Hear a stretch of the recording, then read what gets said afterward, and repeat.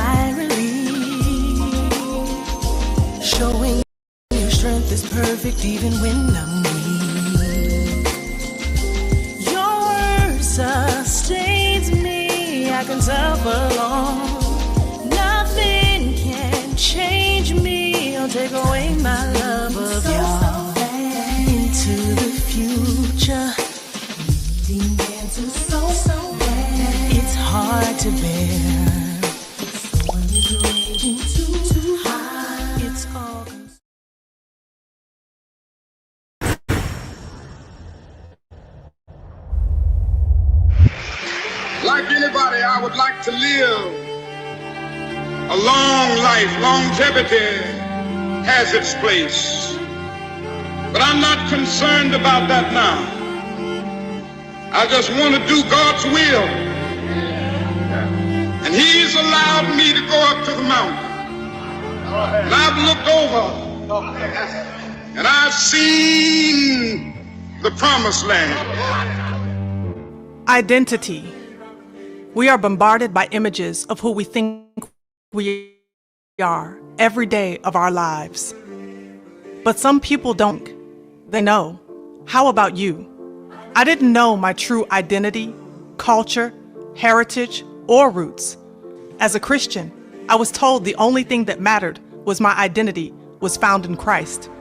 But what about the Asian, Arab, Coptic, or European believer? Do they know their identity? Does it matter to them? How about you? This is who they tell us we are. This is what we know. But is it the truth? Take a journey with me as I share my story of faith and identity and discover why both life in the Savior and identity matters. Why our past, present, and future hinges on the knowledge of our true identity. Why all believers in the Messiah must wake up before it's too late. As the world gets darker, it is time for Yah's people to shine their light. Who you really are is one of the most important questions on earth. It's time you knew. Israelite. Israelite. Israel. Israelite. Israelite. How to know your identity without losing your Savior. Israelite!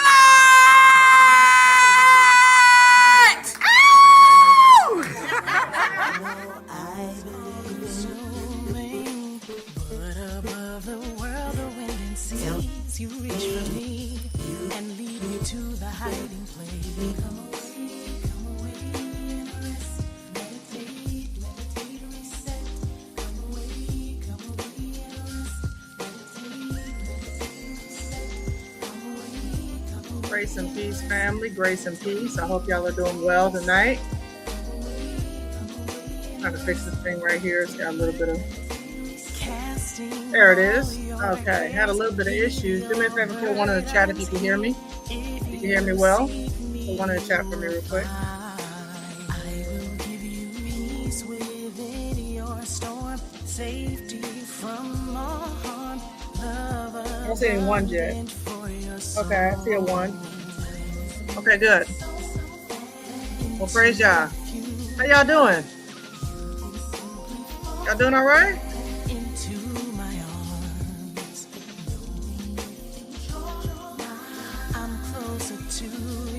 All right. Okay. Let's go ahead and get started. Let's get started. Y'all doing all right, fam? So glad to be back with y'all once again. Just trying to figure out, get my stuff going on straight here. Technology is a trip. Technology is a real trip. But all praises to the Most High. We are here. Yeah, I'm actually looking on my phone and my laptop at the same time. It's so weird for me, right? Because they have a little heart emojis and stuff. And we can't ever really see them on StreamYard. We really can't. So I said, what I'm going to do? I'm going to pull my phone out so that I can see when you guys are giving heart emojis and everything.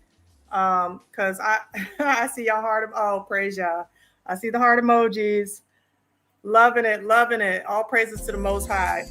Again, thank y'all so much for coming out tonight. We definitely have a lot to talk about. Cut my music down just a little bit more because I feel like it's a little bit louder than I like it to be for me to be able to speak. But I'm glad to hear that y'all are doing well. And we got a lot to discuss tonight. Y'all see the topic. Go ahead, do me a favor, get those thumbs up if you have not already done so. Let's get more people in the building. And this information actually came to me. I'll explain how it came to me. Because I know some content creators have actually jumped in on this, but I didn't actually find this story via social media. I found this story through a brother out here who is very new to the awakening. Okay, he's super duper new. He was following the camps for a minute. He is definitely still very much a Christian, but he was following the camps, and I end up getting an opportunity to interact with him.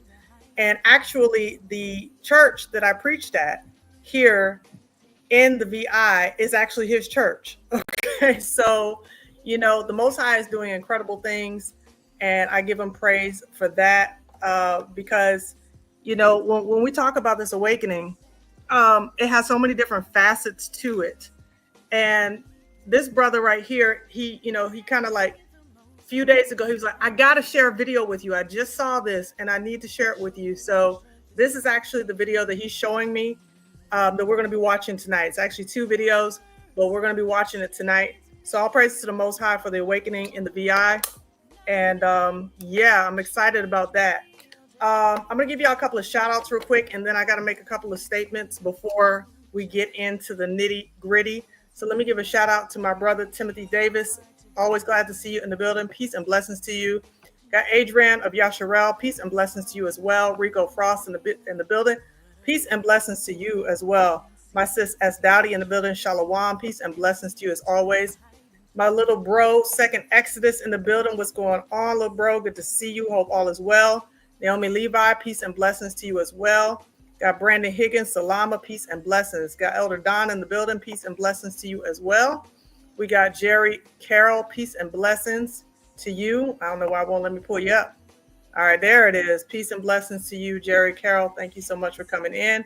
Got Diamond Love, one of my monthly supporters. Peace and blessings to you. Thank you for your support, your monthly support. Shout out to you, my patrons. Shout out to all of you who continue to give and support the work on this platform. It is definitely not easy. As y'all know, I've been dropping content like every day. Do me a favor and put some fire emojis in the chat if you're excited about me dropping content every day. And give me some thumb downs in the chat if you like, Shonda, could you just stop? I'm like, it's overwhelming. It's just overwhelming. But if you're glad about the content that's been coming out every day, give me those fire emojis. Doing a quick little poll to see. Okay, the fire emojis. All praises to the Most High, y'all. I'm glad that y'all are loving it.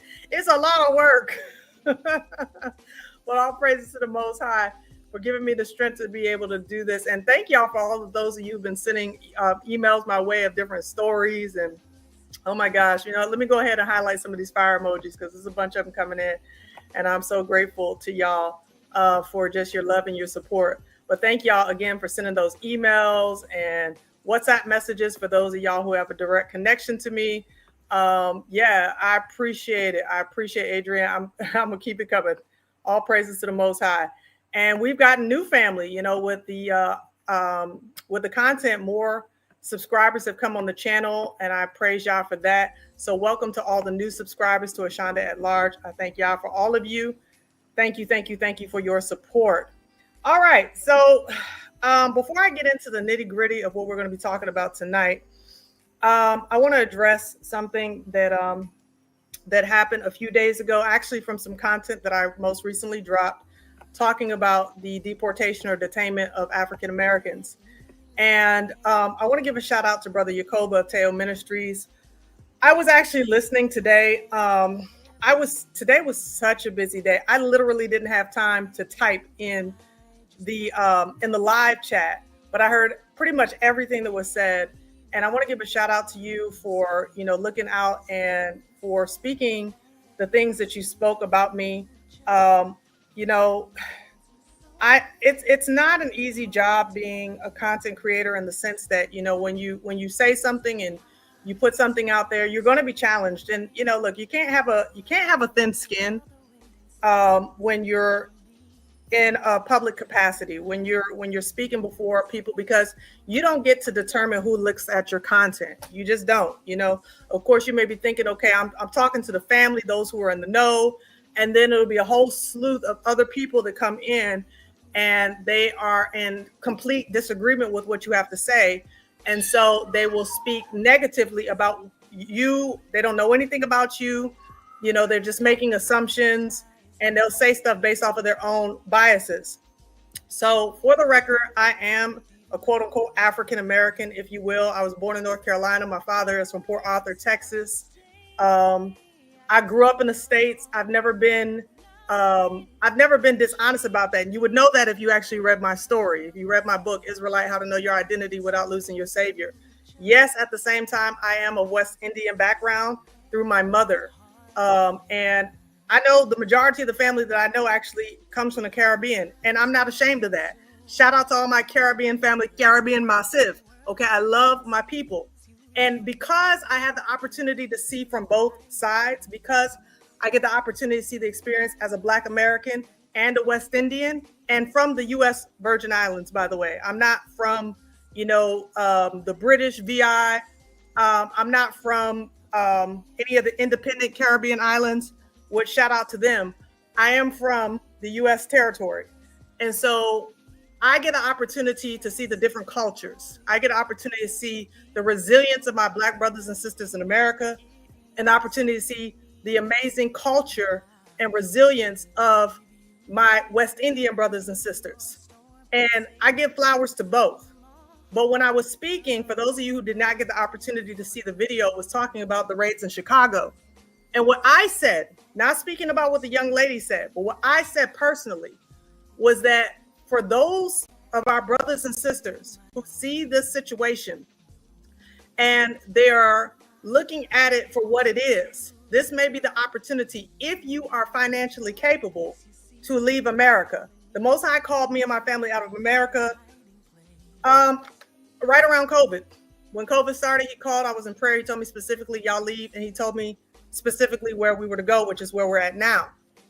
I do believe that he calls people to leave America. And so I don't know why anybody would be offended by that.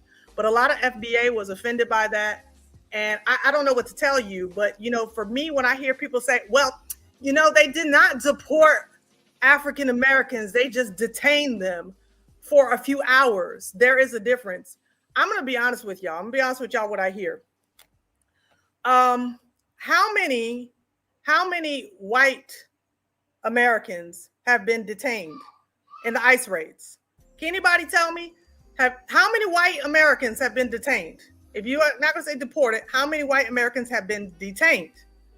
Put in handcuffs, sent to facilities, had to go through all of the rigmarole for hours. And I'm just trying to understand how many white Americans have had to go through this. I don't think so either. I don't think that there have been any white Americans who have had to go through what so-called African Americans have had to go through.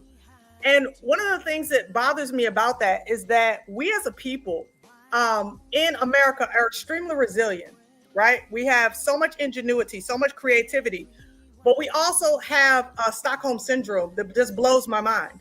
It absolutely blows my mind because we will defend tooth and nail the right to exist in a place that literally brought you over to oppress you. And I just don't understand that mindset. I guess maybe I've never been patriotic, so I've never understood that mindset. I don't believe that we are to be underneath anybody's foot. I don't believe that we should be fighting to be tormented. That's just my position. So when people are like, well, let me correct you here. There was no deportation, but there was detainment. I'm trying to explain the reality that should never be okay with you regardless. It should never be okay with any of us as Black bodies, regardless of whether or not you think you're indigenous or you think that you are Moorish or Hotep or, you know, whatever it is that you think, regardless of your ideological or identical base, even though we know that we're the true children of Israel, you should never be okay with somebody or a nation treating you the way that it's treating you. And for me, that's the larger issue, is that we have got to get out of a place where we're accepting the lowest of the low and talking about, I am an American. Because to be an American comes with, as a Black American, it comes with a lot that other groups do not have to deal with, especially white Americans. And so I'm hoping that we have enough love for ourselves, that we have enough self-worth and respect, that we begin to see that this is not okay. This behavior is not okay.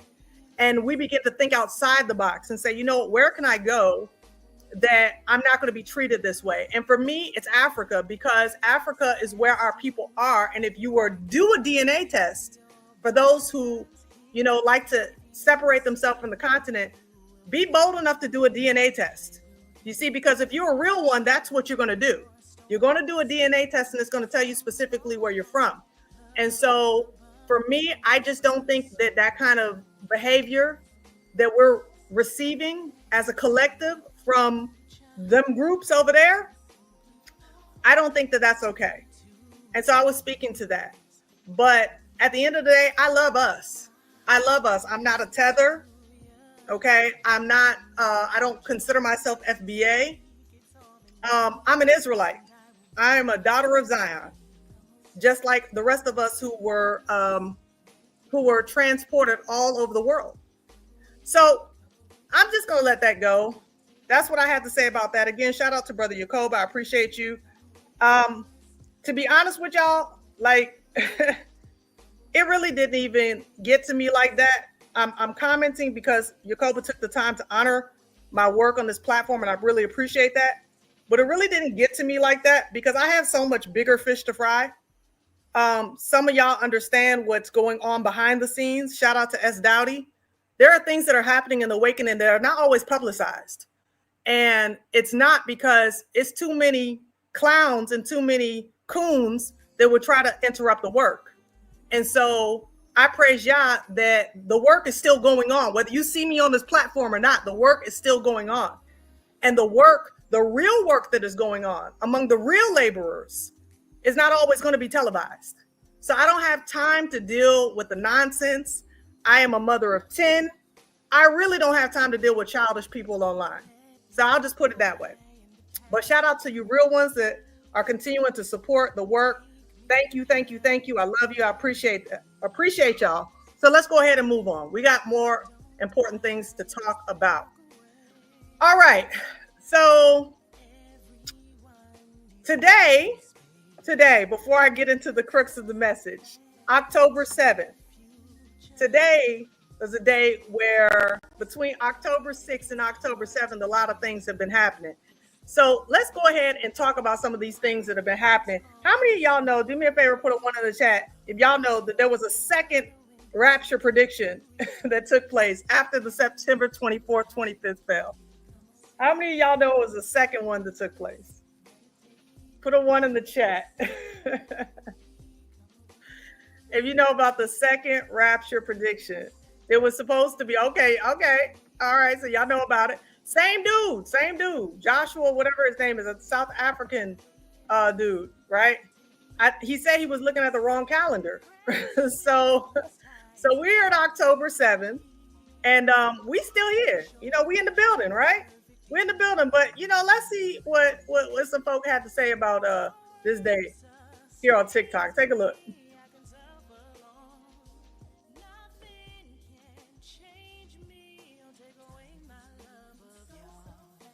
It is October 6th, the day of the rapture. Jesus has not shown up in the clouds yet, but I am still 100 billion% sure that he will. Earlier, I thought I heard the Feast of Trumpets, but it was the high school marching band across the street practicing for Friday night football game. But the day is not over yet, and it is not even nighttime. And Jesus say he will come like a thief in the night. So if he does not show today in the cloud, we will wait till the night. It is.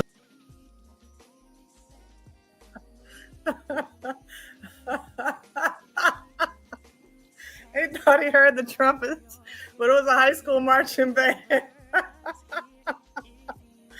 was hilarious. That was so funny. I said, you know what? I just got to show that. I got to show that. That's what I'm not even going to spend a lot of time even dealing with that. I just saw that video. I said, let me just go ahead and put that up there because that was funny stuff. But that's what happens when you don't actually read the word for yourself. That's what happens when you don't have a real relationship with the Most High. Your relationship is found through social media. And as a content creator, trust me, I understand because I'm constantly on social media. However, that should not be the basis of your, this should not be where the foundation of your theological beliefs comes from, is on the internet. You should be able to have a real relationship with the Most High. Get in the word for yourself. Be born again, because the job of the Ruach HaKodesh is to lead and guide you into all truth. So for the record, there is no such thing as a rapture. I want to be clear about that. And somebody will be like, oh my gosh, I can't believe you're saying that. You know, because we would bounce from pre-trip to mid-trip to post-trip. There is no such thing as a rapture in the sense of what you have been told. The word caught up, which they have translated to rapture, is actually the word harpazo. And harpazo has more to do with what happened when Stephen, I believe, when he ministered to the Ethiopian eunuch, and he was harpazoed into another city. He was caught up into another city. It is dealing with the air region that the Most High is talking about. There is dealing with the air region in which you breathe, okay? Not dealing with the upper air region in which the Messiah comes from. So the idea that there is this beam me up Scotty thing is a complete fabrication. Just look into the actual Greek in which is written in, that word is written in, and you'll be able to see that that does not come with this beam me up, Scotty, doctrine that has been pushed for a very, very long time, couple hundred years. So it's all a fabrication. And hopefully at this point, people will wake up and realize that they need to stop believing the lies. Well, we'll see what happens.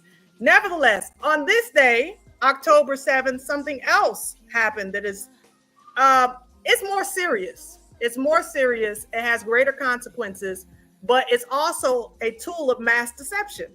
It's also a tool of mass deception, which many people are caught up, many nations are caught up in, and that would be the second anniversary of the October 7th conflict between Israel and Palestine. And I want to show this little video real quick as they're talking about this Israel-Gaza war, so y'all can see what's happening today. October marks the 2-year anniversary of Hamas's deadly attacks on southern Israel, which according to Israeli estimates resulted in 1,000 people being killed and over 250 people seized and taken to Gaza. It also marks 2 years since Israel launched its devastating bombardment and siege on Gaza. According to the United Nations, more than 90% of homes have been destroyed in Gaza. Most of the 2.3 million strong population of Gaza have been forced to flee their homes. Palestinian health officials say it's killed 67,000 people, and the UN-backed Global Hunger Monitor has said that it's sparked famine. The situation is so dire that a UN Commission of Inquiry recently concluded that Israel has committed and is committing genocide in Gaza. The Israeli officials vehemently deny this. But amid this unprecedented bloodshed, there is a glimmer of hope. US President Donald Trump released a 20-point peace plan, which at least in part appears to have been accepted by all sides of the conflict. And right now, the negotiations are taking place in Sharm el-Sheikh in Egypt to put that plan at least partly into action. As always, the devil is in the details. Benjamin Netanyahu agreed to the plan in a press conference with Donald Trump, but his interpretation of the text seemed to be very different to a statement released later on by Hamas, who also partially accepted terms of the deal. Regional countries have piled pressure on this, including countries like Qatar and Egypt that have been involved in the negotiations, Arab and Muslim majority countries who've expressed their support, but again, their version of the text seems to be very different to what's being promoted in Israel. So what are the terms and what are the sticking points? At the heart of the conversations right now is the release of the 48 remaining hostages and captives. But it's clear that Hamas is not going to hand over their only negotiating card without getting something in return. And that's where difficulties lie. At the press conference for the announcement of this plan, Netanyahu made it very clear that there would be no Palestinian state. He also said the 20-point peace plan was entirely aligned with the 5 principal points that his security cabinet had voted on, which includes Israel retaining security responsibility for Gaza. In the 20-point peace plan, Hamas is expected to disarm, Gaza will be demilitarized, and Hamas will not have any future in a Palestinian state or even in the interim running of Gaza.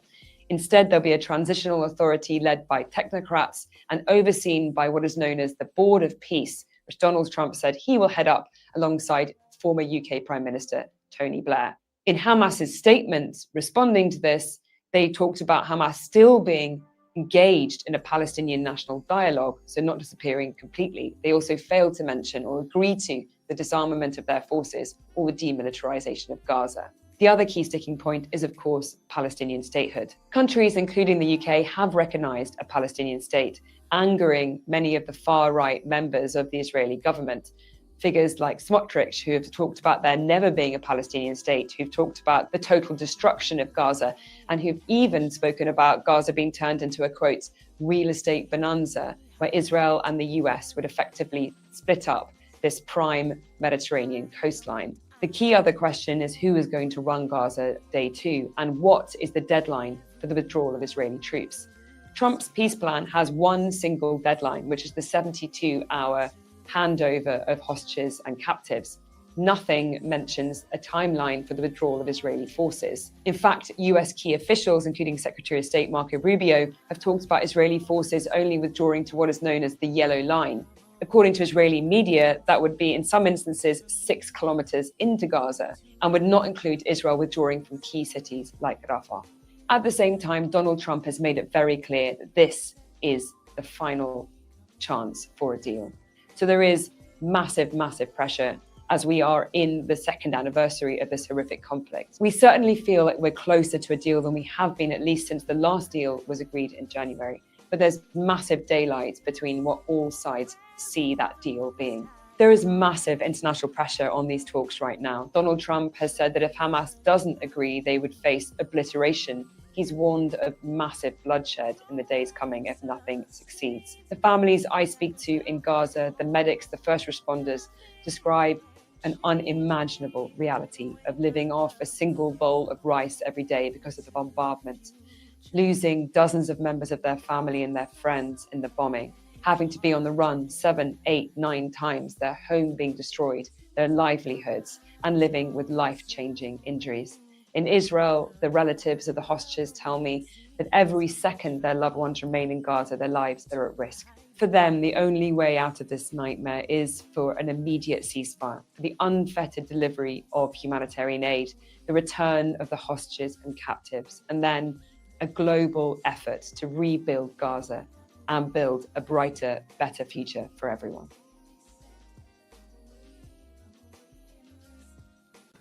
So that's an update on everything that is happening over there. And like I said, it is a deception, and we need to understand the greater reason why it's a deception. Many of y'all are familiar with Albert Pike's predictions of World War III. I think it predicted World War I and World War II as well.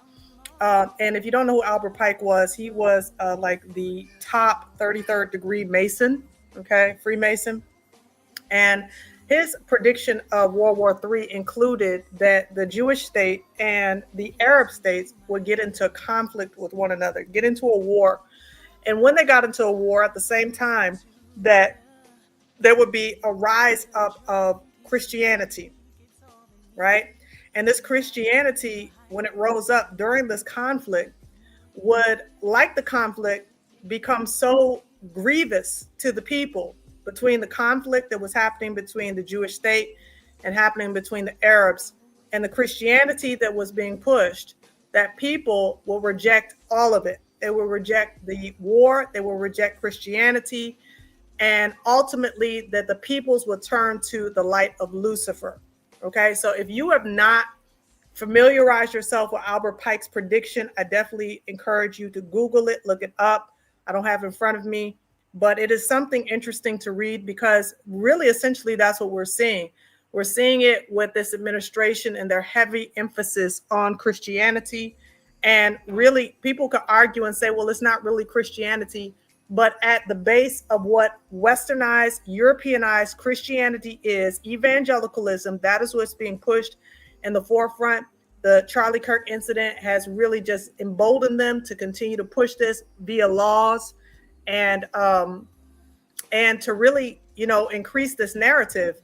And so what we need to understand is that everything that we're seeing is all a part of the plot and it's all a part of the plan to cause the world to follow after the image of the beast, to cause the world to follow after the son of perdition.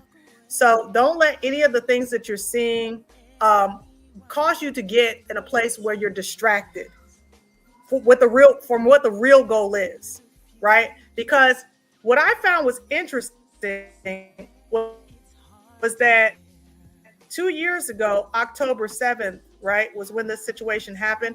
And those of us who are aware that this is the time that's called the Feast of Tabernacles, right? The Feast of Tabernacles. And the Feast of Tabernacles is supposed to have started this year, October 6th to October 13th. But 2 years ago, the Feast of Tabernacles, it started on September 29th and it ended on Friday, October 6th. So I find that interesting that the timing that 2 years ago, the day after the Feast of Tabernacles, the way they celebrate their version of the Feast of Tabernacles, was when this attack came on the Jewish state. And for me, I think that's what we have to really put our thinking caps on. And we have to recognize when we're being played. We have to recognize when the wool is being pulled over our eyes. One of the recommendations I'll give, and I don't always give channel recommendations necessarily, but one of the recommendations that I will give is for the channel Shattered Paradise. Shattered Paradise. If you're familiar with Shattered Paradise, do me a favor and put a 1 in the chat if you're familiar. If you're not, you need to look them up. Shattered Paradise, because when I tell y'all that the channel is just like so in depth, Shattered Paradise is absolutely in depth, and the content that they covered just a few days ago. Okay, somebody's like, yes, I love them. Yeah, I know, I love them too. They're amazing. Like, I be thinking that I be saying some stuff. I don't be saying nothing compared to what they be saying. I'm telling y'all, like, you know, the depths of how they put together all of the missing pieces. It's just, it's mind-blowing. It's absolutely mind-blowing. But y'all check out Shattered Paradise, because they'll help y'all to understand on a greater level all of the mind games. Okay. It's like some serious mind games that's happening. Okay. And it's no joke, y'all. All the stuff that we be thinking is so important, it's like we hitting surface. I mean, seriously. I'm hitting surface, y'all hitting surface. I'm telling you, check out Shattered Paradise. This stuff will blow your mind. But nevertheless, you know, we got to be careful, because it's a lot of deception out. And this deception is happening concerning the Jewish state. We're going to be talking about that, because I know y'all are here to hear the rabbi or the, you know, Jewish scholar talk about the true Yahudim. And we're going to get to that. But y'all need to understand that he doesn't just talk about who we are. He talks about who they are. Okay. So I'm going to share the video with you all first so that you can hear this man. Now, don't go taking what he says like, you know, it's the gospel truth, because there's some things that he says that are off for sure. But I wanted to focus specifically on his understanding of genetics.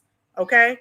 And understanding of who the ethnic groups are in the world. So we're going to start here with his video concerning the genetics of Jewishness. All right, so y'all buckle up your seat. I'm going to be, you know, stopping it where it needs to be stopped, and we're going to take a listen. And here we go. If you still think there's a Jewish race, you're going to be very surprised at what you hear next.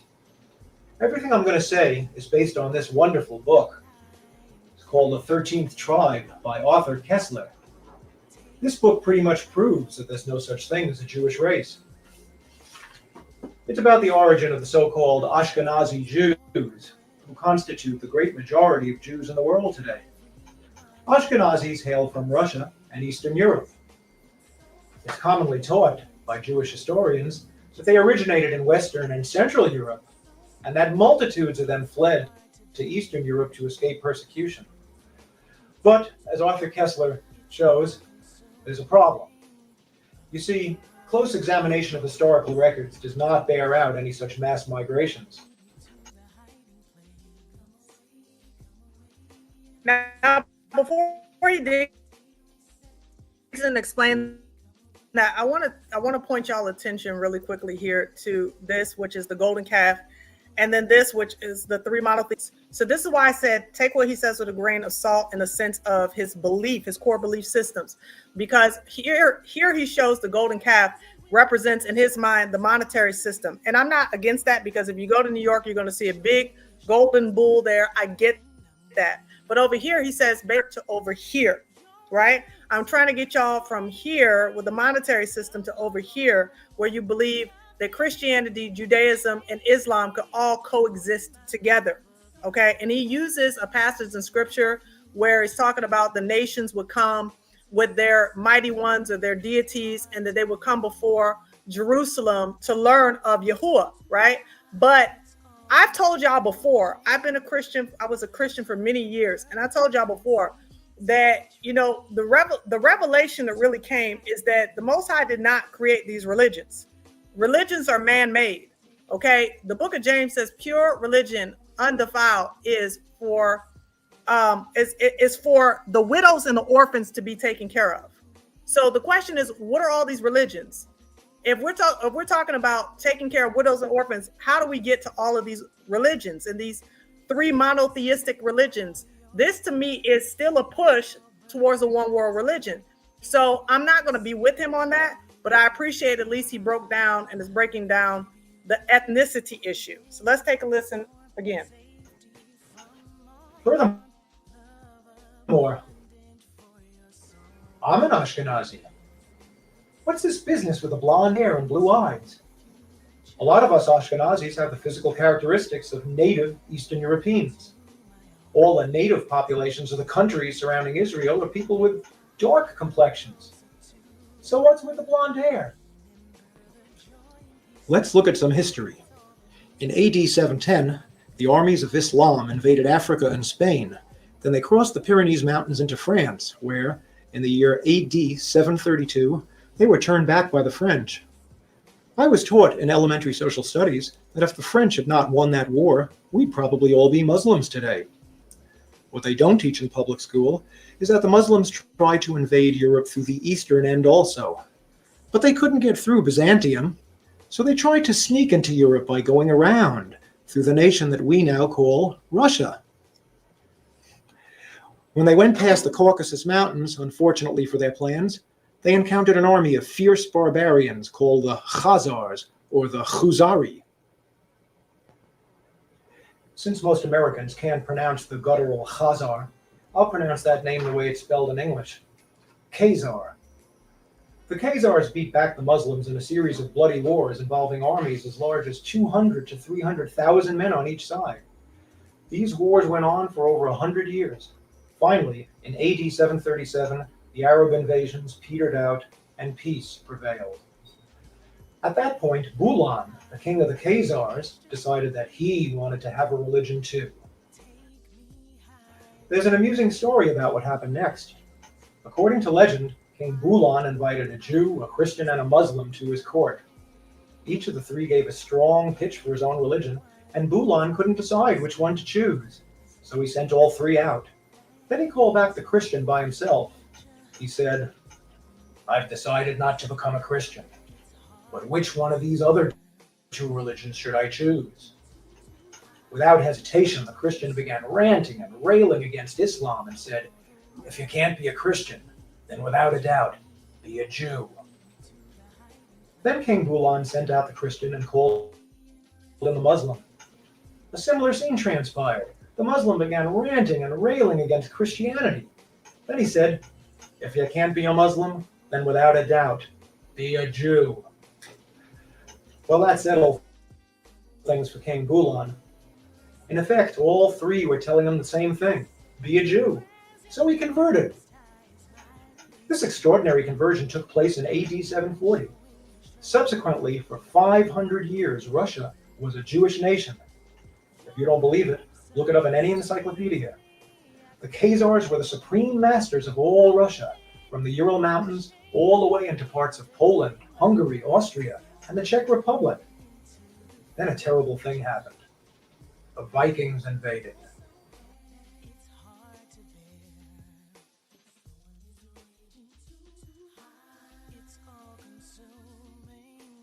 I apologize. The clicker is not working that well tonight.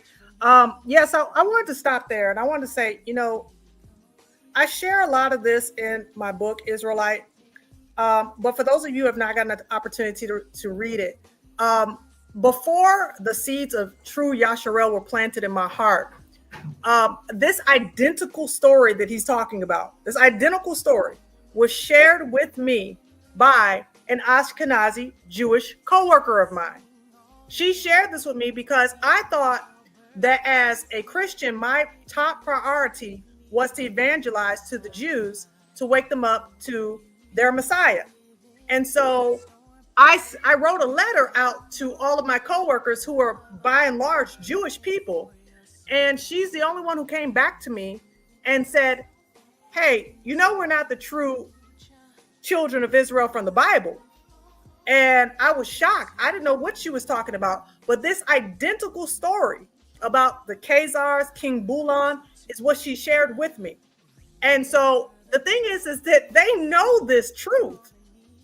Sometimes people try to come against Arthur Kessler and they try to say, "Oh, he's not really he's not a real Jewish scholar." And they say that because he's the only one who is willing to be bold enough to tell the truth, right? So They don't want that truth to come out. And so they want to hide it by saying it's not scholarly work. But they all know the same story. Because if a lay Ashkenazi Jewish woman can come and tell me about King Bulan, what do the rabbis know? So we're going to continue to listen, but, about these Vikings. I love the way Amazing Lucas calls them, they was Vikings and stuff. But I just want to share that because for real, like they're trying to hide who they really are, but it's in their history. They know exactly who they are. Remember the Muslim invasions from the south? Well, at about this time, a horrible mirror image invasion of Europe came down from the north. Whereas the Muslims brought religion, culture, and civilization wherever they went, the Vikings brought nothing whatsoever. They only killed, plundered, and destroyed. They never gave. The Viking dream was to sail down the rivers of Russia to the Black Sea, where the city of Byzantium lay. Unfortunately for them, they, like the Muslims before them, discovered that the Russian Khazar Jews were a formidable barrier. Furthermore, Khazars, with the financial support of the Christians and Muslims, who'd suddenly become their friends, built a major fortress called Sarkel on the Don River, which blocked Viking access to the Black Sea for almost a century. But during that century, gradually from the north down, the Vikings conquered and settled permanently in the Khazar cities. Finally, in AD 965, they overran the Jewish fortress at Sarkel, which gave them open access to the Black Sea and to Byzantium. Then an amazing thing happened. All of a sudden, the Vikings decided to convert to Christianity. No sooner had they done so than the Byzantine Christians suddenly changed sides. Now the Vikings were their friends. They no longer had any use for the Jews, who they actually hated all along. So the Byzantine and Viking Christians together turned against the Jews.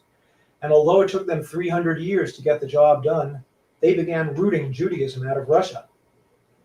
So the Khazars totally ruled Russia and Eastern Europe for about 200 years, and they remained a major influence for another 300 years after that. Who were these people who were the backbone of Russian life for 500 years? The Khazar story actually starts in 372 AD, when the Huns began their invasions into Europe. After the death of Attila the Hun in 453, the Huns disappear from history without a trace. It seems that the Huns originally arose in Russia. Most historians who ventured an opinion on the subject have concluded that the Khazars, who spoke a language similar to that of the Huns, either were the Huns themselves or else were an ethnically related tribe operating in the same area. At the bottom of this timeline, we see the words Polish Royal Charter. At about this time in history, hundreds of thousands of Jews suddenly started to show up in Poland. Where did they come from? The principal conclusion of this book, author Kessler's The 13th Tribe, is that the number of Ashkenazi Jews who moved to Poland was about the same as the number of Khazar Jews who left Russia. That number was in the hundreds of thousands, and it's entirely impossible to account for such a large Polish Jewish population by so-called migrations from the West. Why? Mainly because there were no mass migrations of Western European Jews to Poland, which have ever been satisfactorily documented. What makes this so important is that the Polish Jews are the Ashkenazis, and the Ashkenazis account for over 90% of the Jews in the world today. What we're saying is that 90% of the Jews in the world today may not be descendants of King Solomon at all. They may in fact be direct descendants of Attila the Hun. This history is embarrassing to all three parties involved, namely the Russians, who used to be Jews, the Poles, who used to like Jews, and the Jews themselves, who apparently used to be Huns. Because it's an embarrassment, the history is simply ignored and it's never discussed. That's why we're doing this TV series, Whoever You Thought You Were, You're a Jew. So we can present to you the, Ignored Truths of History, which is our subtitle. So y'all see how he broke that down? That is like, what? You see how he broke that down? Everybody's wearing everybody else's identity. Everybody's wearing everybody else's ethnicity, ethnic group. The Huns they're really the descendants of the Huns, and the Russians, who were once the Jews, despise them, and they're now the Christians. You know, look, I'm just saying, y'all, as the Most High reveals things, it's just a beautiful thing to witness. He actually did these recordings 2 years ago. And like I told you, it's my brother here in the VI who actually shared this with me. And I thought, wow, you know, this has to be shared because, you know, I think the hard part for him was with the understanding that biologically, even though he has to face the facts, he said it himself. The Ashkenazi Jews are not descendants of Abraham, Isaac, and Jacob, right? So they're not descendants of Abraham, Isaac, and Jacob. So you can convert to the religion of Judaism, which is what King Bulan and the Khazars did, but you can never convert to an ethnicity. You cannot. And so you are not, regardless of how much you want to be, how much you think that you are, you will never be a bloodline Israelite.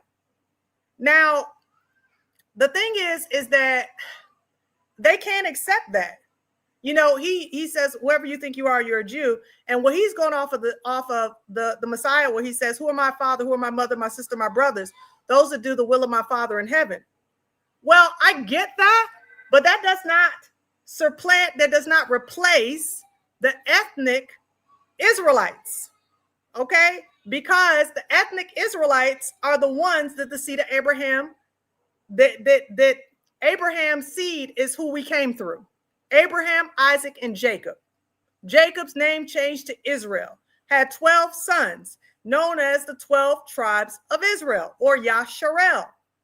And so you can't take his sons and then insert yourself in there because you have faith in the Messiah and now call yourself a quote-unquote Jew. Jew is a shortened form of the word Judah or Yahudah. That's a people group. It is a people group. It's not a religion. They've made it out to be a religion and usurped it as an ethnicity. And they're just a ball of confusion. That's what they are. So I'm glad he at least had the courage to break that down. Now we're going to watch his video where he talks about race and specifically us. Okay. Now he definitely uses a word that, you know, with a hard R, and he does it because he says, I want to deal with what they're called by people that look like me. So I think it's going to start at that point, but let's see here. See here? See here. I'm going to go over here. I didn't get a chance to watch all of this. No, it's here. I didn't get a chance to watch all this. So I'm going to be watching a bit of it with you, and I'll stop along the way if I feel like I need to insert and say certain points. Of a subject where the expression, the ignored truths of history, is more apt than this one. When we talk about race, we're talking about that group of people that white people sometimes call niggers. I wonder how many of you actually know what that word means. You will by the end of this show. Okay, I want to deal with this comment real quick. Before I start up this person here. The problem with this logic here, with your logic, is not rooted in reality. I'm a mother of 10, and though my children have different pigmentation, from very fair to very dark, they are all one ethnicity. They all have the same father and they all have the same mother. So when you break down Noah's children as though they somehow spread into different ethnic groups, you're 100% wrong. And your interpretation of Shem is 100% wrong as well. Because by definition, this is what Shem or Semitic, where you get your word Semitic from, Shem, this is what it actually means. So when you hear the term anti-Semitic, really, this is what you're talking about, even though you've been deceived into believing it's talking about someone else. relating to or denoting a family of languages that include Hebrew, Arabic, and Aramaic, and certain ancient languages such as Phoenician, Akkadian, and constituting the main subgroup of the Afro-Asiatic family. Okay? That's Semitic, that's Shemitic, that's Shem. Ham was a progenitor of the dark races, which included the Egyptians, the Ethiopians, the Canaanites, and the Libyans. We Negroes ain't none of those. We're not Egyptian, Libyan, Canaanite, or Ethiopian. Okay? We're not. Oh, you say there's Ethiopian Jewish people. Yes, through the line of Solomon. During his time with Bathsheba, who was the queen of Sheba. Okay? Not Bathsheba, excuse me. The queen of Sheba. Bathsheba was David.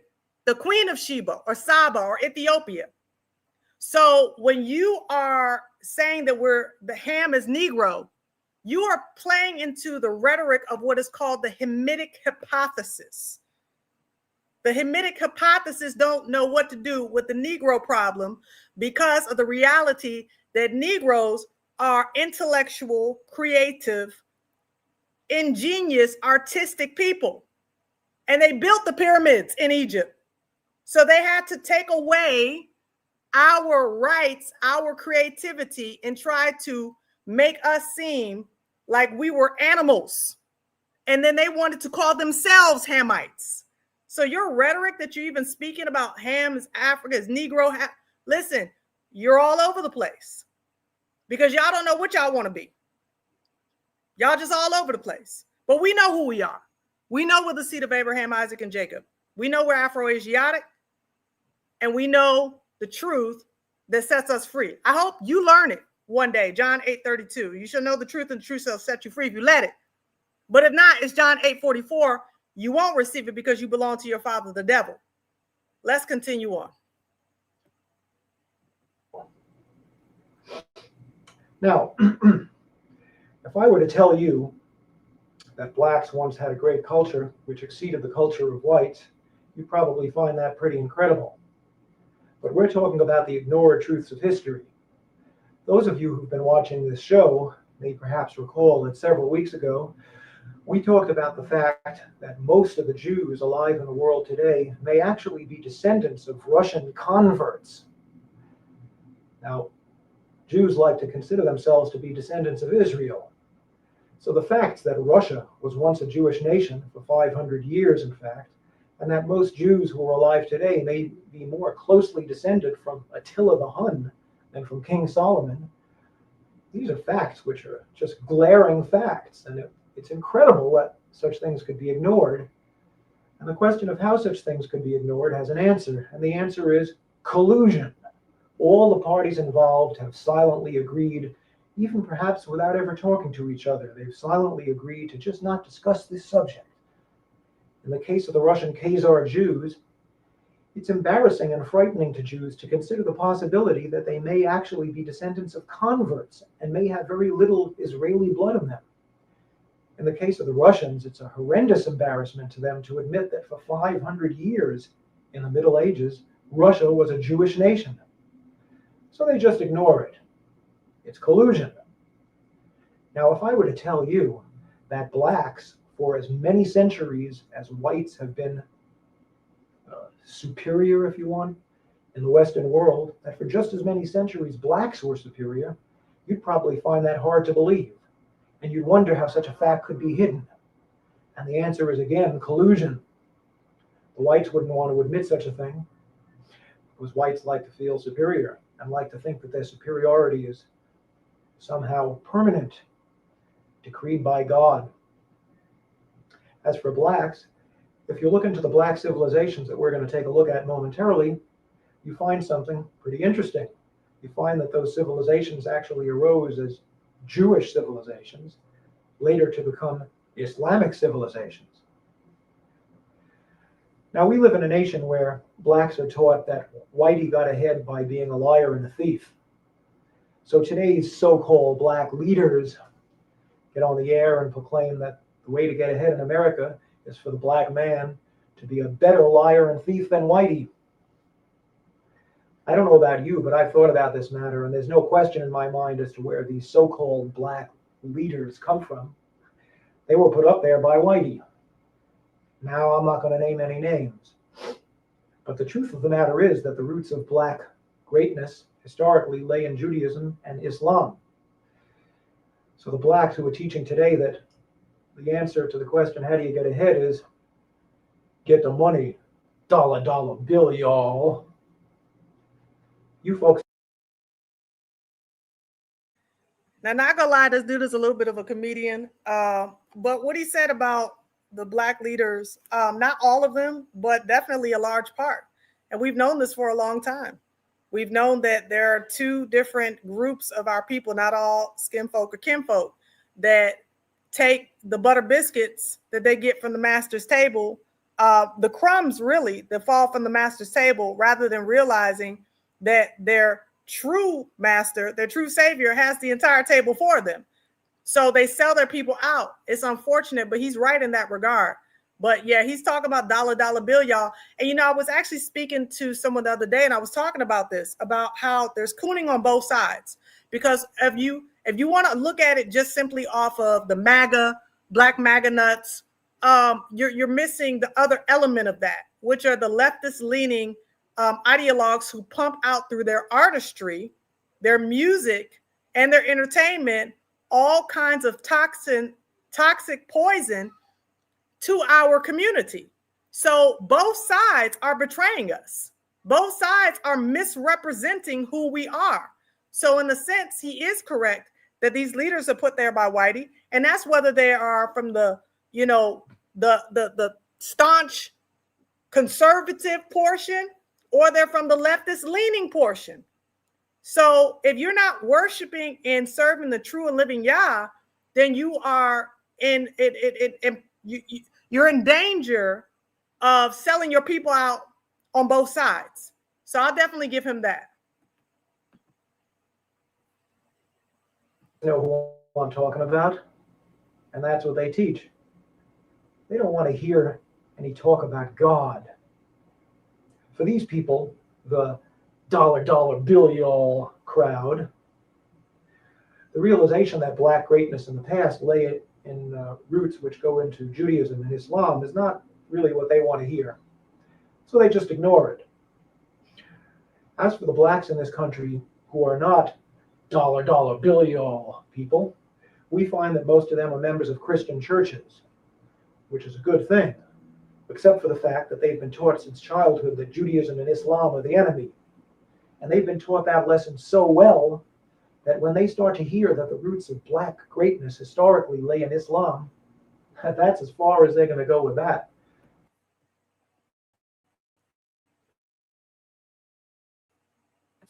Now, I hope y'all see why it is that I have disagreements with some of the things that he says. Because we know that there was an Arabic slave trade before there was a transatlantic slave trade. Regardless of what religion we got involved in, they were both religions to keep us in bondage, to keep the Yahudim in bondage. So I disagree with his notion that blacks involved, or as he say, blacks, I hate that too, but black people that are involved in Christian churches, that they are somehow better off. That's a farce, because we know that it was Christianity that enslaved our people to the four corners of the earth. Just like the Arabic slave trade enslaved our people over in the Arabic regions, and they became followers of Islam. Christianity, they became followers of white Jesus. So no, that's not okay. Let's continue. They'll take slavery, thank you. So there you have it, collusion. For Whitey, it's great to keep black down. And for the blacks, it's great to not admit that in the past you were a Jew and later a Muslim. Now we're going to talk about the truths of history, the ignored truths. These truths are known to you if you're a black Muslim in America. You already know this if you're a black Muslim. But if you're a black treated in those whorehouses and condom vending machine buildings that we call public schools, then you probably don't know this. And if you're a white, you almost certainly don't know this. Let's talk a little bit about black history, and let's start with a map. This is a map of the area around the Mediterranean Sea. Up here we have Europe. Here's Africa. I think you can see on your screens that in this area of Africa that I'm pointing to is a desert. This, of course, is the Sahara Desert. The territory to the north is fertile, and the territory to the south is fertile. In fact, it's very fertile. Now let's talk about empires. The first great empire in Western civilization was probably Egypt, over here. Not much is known about the early Egyptian empire. There's lots of speculation. But in the process of time, the empire passed. Israel was great for a short time, but that didn't last either. Now, I don't have to tell you that a great empire arose in Greece. Most historians of intellectual Western history trace the history of Western intellectualism to Greece. Now, the Greek Empire didn't last too long, a number of centuries. One could reasonably ask why Greece became so great and why it was unable to hold on to its greatness. One could write whole books on that subject, and I'm sure that lots of such books have been written. But the fact of the matter is that for whatever reason, the Greek Empire rose, the Greek Empire fell. Subsequently, Western civilization moved over here to Italy. That's, of course, what we now call the Roman Empire. The Roman Empire at its peak stretched from Spain all the way around the Mediterranean, encompassing Arabia and parts of northern Africa. The Roman Empire lasted longer than just about any other, better part of 1,000 years. But in the process of time, Rome passed as well. There was a Persian Empire, which had its roots over here in Persia, actually over here, Iran. The Persian Empire at its peak stretched from Egypt, encompassing most of the Middle East, just about up to Greece. And the Persian Empire passed as well. The end of the Persian Empire came, I guess around the year 640 or so, when the armies of Muhammad began to conquer the Middle East, a process which was completed with lightning rapidity. So the next great empire was the Empire of Islam, an empire which, in many respects, has not ended to this day. It arose in Saudi Arabia, immediately conquered the entire Middle East, conquered Persia. The Persian Empire was Zoroastrian in religion. They got rid of that, replaced it with Islam. They tried desperately to get into Europe at this end and failed, but what they did do was they came across North Africa, and North Africa fell to the Muslims. It fell quickly, so that by the year 710, they were over here at the Straits of Gibraltar. That was only, about 60 years after the death of Muhammad. It took them only 60 years to conquer the entire Middle East and get over to this point right here. This puts us at the year 710 AD. Now, in the year 710 AD, a fellow by this name, let's get him to stand up a little better, Tariq ibn Ziyad, means Tariq, the son of Ziyad. Tariq was, I believe, a Moroccan. This is Morocco over here. In other words, he was a Moor, a man from Morocco. This whole North African empire, Islamic empire, came to be called the Moors, or in Shakespeare, the Blackamoors. Sounds like we had some black people there, huh? Tariq took the armies of Islam across the Straits of Gibraltar and landed on the Rock in the year 710 AD. You'll never guess what he did next. He burned the boats. He'd made up his mind that if his armies of Islam could not conquer Spain, they weren't going home. So he burned the damn boats, and that left them facing one way, which was straight forward. And in the year 710, they swept across the Iberian Peninsula, and they took the land that we now call Spain for Islam. For just about 800 years, until precisely the year 1492, the year Columbus sailed for America. For almost 800 years, Spain was a Muslim country. The army stopped at the Pyrenees Mountains because they couldn't beat the French. In honor of his conquest, they called what is now called the Rock of Gibraltar Jabal al-Tariq. Now I want to stop right there to interject. When he's talking about when the Moors went over to Spain, that's that's the time period essentially where they taught them Europeans how to bathe, how to take care of themselves, because they didn't know how to properly take care of themselves. And I haven't gotten a chance to dig deep into the book yet, but I recommend The Jews and Moors of Spain, because that book talks about how the integration between those in Islam who are Israelites and those Moorish who were Arabic because of Islam integrated together before they were taken captive by the white European Christians. So they went over there, and I'm sure there was war and conquest, but there was also education. And a lot of the people that were over there didn't know how to take care of themselves, so they taught them how to properly bathe. But as you see, that lesson, it still didn't. It didn't penetrate every person, because I mean, to this day they arguing about bathing with washcloths and washing their legs. But nevertheless, let me continue. Which means the mountain of Tariq. And the British, in their inimitable way, turned Jabal al-Tariq into Gibraltar. We now had an African Muslim empire, which stretched from the Pyrenees Mountains, encompassing all of Spain, Morocco, and the whole north coast of Africa, right up to Egypt, and the area south into the Sahara Desert, as far as any man cared to stake a claim. This Northern African empire, which was eventually headquartered in Spain, went under three names, and here they are. All the same empire, really, but three different names. From 710, the year that the Muslims moved into Spain, up until about the time of the Crusades, this was called the Umayyad Empire. And it wasn't just North Africa, because at that time, up until the Crusades, Islam had a world government. It was one empire, ruled from Damascus, and it was called the Umayyad Empire. But around the time of the Crusades, the Umayyad Empire fell apart into smaller empires.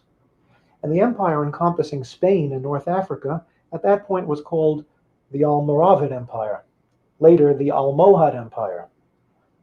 These names, Almoravid and Almohad, come from names of tribes, but it was all basically the same region.